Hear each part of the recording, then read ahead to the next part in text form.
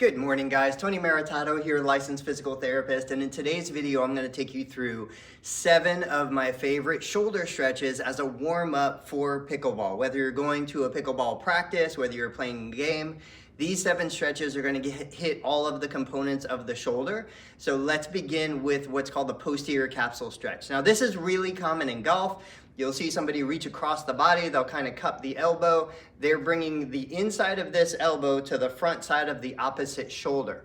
What happens in a golf stretch, or when somebody's doing this stretch and they're not thinking about it, is they tend to hike the shoulder up toward the chin, up toward the ear. What we want to do is we want to actually pull the shoulder down. I'm using my lat and my inferior musculature. I want to bring the shoulder down as I bring the arm across. I'm targeting the posterior capsule. That's this piece deep inside the shoulder joint. It's a connective tissue stretch more than a muscular stretch. Most of the stretches I'm going to share with you, I generally say do them for 30 to 60 seconds. They're long duration, lower intensity stretches. They should feel comfortable. Once I've got this for about 30 seconds, I'll switch and I'll hit the other side. The main goal is to keep that shoulder nice and low as I'm bringing the arm across. Now the second stretch we have in this is the Latissimus dorsi stretch. So any of the overhead motion activities that we're going to do, if you're reaching for that high ball, we want to get that lower inferior shoulder moving. There's a couple ways to do this. So if I have a pole or a doorway or anything around me, I can put my arm up. I can kind of, again, actively depress. I'm pulling down with these muscles under the arm. I'm holding this position about 30 seconds to a minute. I want to allow the tissue time to elongate.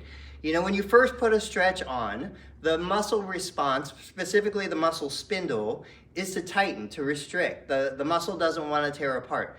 But with enough time and low enough intensity, you can allow that to relax and you'll get better range of motion.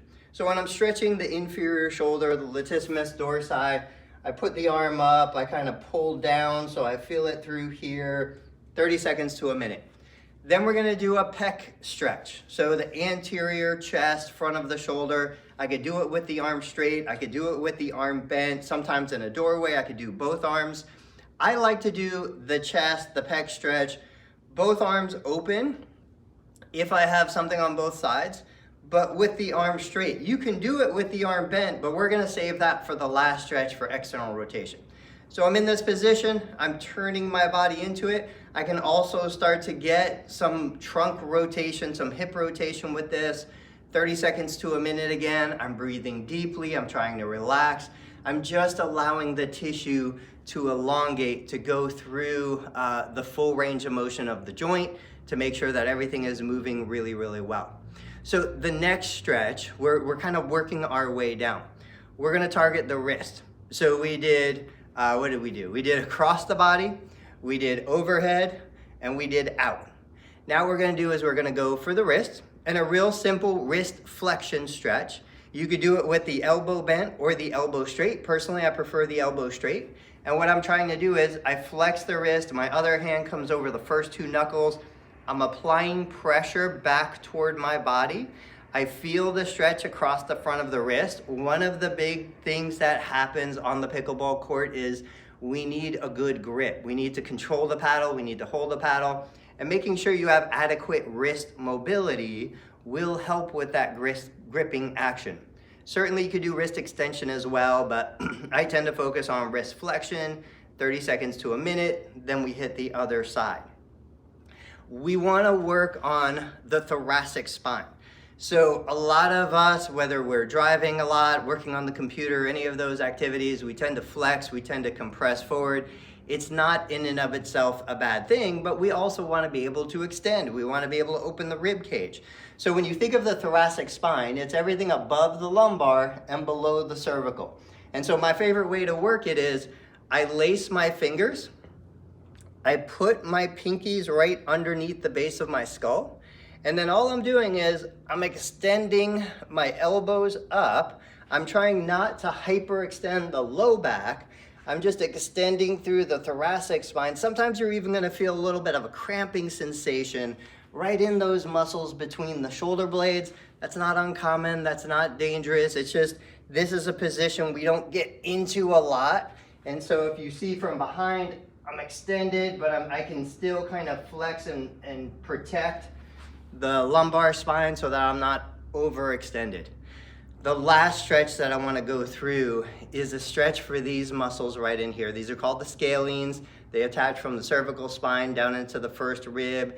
It's one of those things where I don't do a lot of neck stretches. I tend to protect the neck. I tend to allow the neck to be in a more stable, secure position. But we want to stretch the muscles that kind of attach the shoulder to the neck. So if I have something like a bar, I can grab down here, and what that does, it functions as an anchor. It holds the shoulder girdle down, kind of keeps everything in place. And then what I'm doing is really gently, it's not about bending, I'm not side flexing the neck. What I'm doing is I'm leaning my body away and I'm creating a traction through the arm. I can feel it through the shoulder, through the elbow, through the wrist, but it's also pulling down on these scalenes. Now, I will side bend some, but I'm not trying to go to end range of motion. I'm just trying to lengthen the tissue in here. If I don't have a pole, one of my favorite ways to do it is I pretend that I'm pressing down with the shoulder that I'm trying to stretch. And as I press down, I just gently lean my head to the side. Again, not full range of motion, but just enough that I can feel those scalene muscles stretching. I'll hold this position. I'll breathe through the motion. The whole goal here is not to increase range of motion. This kind of stretching for a warm-up is to get the body ready for performance, to get me ready to play, to get me ready to move, to get my muscles warmed up just like I would warm up my car in the winter. So when I'm stretching as a warm-up, I just want to do gentle range of motion. When I'm stretching to increase range of motion, it's a completely different program. So guys, if you have questions, let me know. Leave a comment down below. I'll catch you on the next video.